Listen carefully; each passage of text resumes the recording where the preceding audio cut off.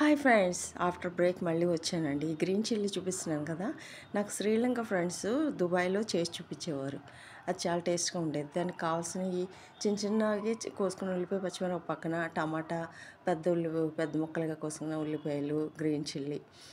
ఈ పెద్ద చిల్లీని కొంచెం అంతా క్లీన్ చేసుకుని లోపల విత్తనాలు తీసేసుకుని ప్రక్కన పెట్టుకోవాలండి.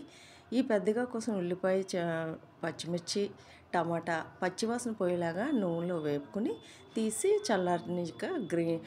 చల్లారే వరకు ప్రక్కన పెట్టుకొని దాంట్లో మిక్సీ జార్లో వేసుకొని వాటిలో ఉప్పు, కారం, పసుపు, కొంచెం గరం మసాలా వేసుకొని మిక్సీ జార్లో మెత్తగా పేస్ట్ పెట్టుకొని పక్కన పెట్టుకోవాలండి.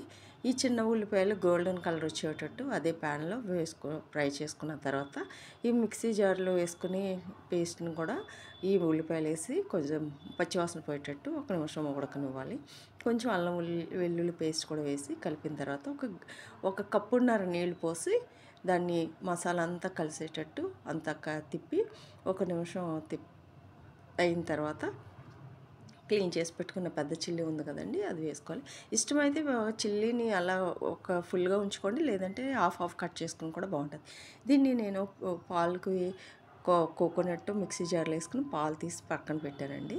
చూడండి, పచ్చిమిర్చి మసాలాలో చక్కగా ఉడికింది. ఇప్పుడు ఈ పాలు, కోకోనట్ మిల్క్ కూడా వేసుకుని దాన్ని కూడా మొత్తం కలిపిన తర్వాత ఉడుకుతుంది కదా, దాంట్లో దింపే ముందు కొంచెం కొత్తిమీర చిన్న ముక్కలు కోసుకుని వేసుకోవాలి.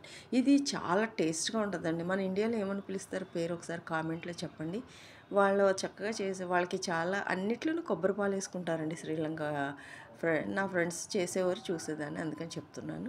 చాలా టేస్ట్గా ఉంటుంది, ట్రై చేయండి. కొంచెం కారం తక్కువగా కావాలి, తక్కువ సమానంగా ఉన్నవాళ్ళు సమానంగా మీ టేస్ట్ని బట్టి కారం, ఉప్పు, మసాలాలు మీరు అడ్జస్ట్ చేసుకోండి.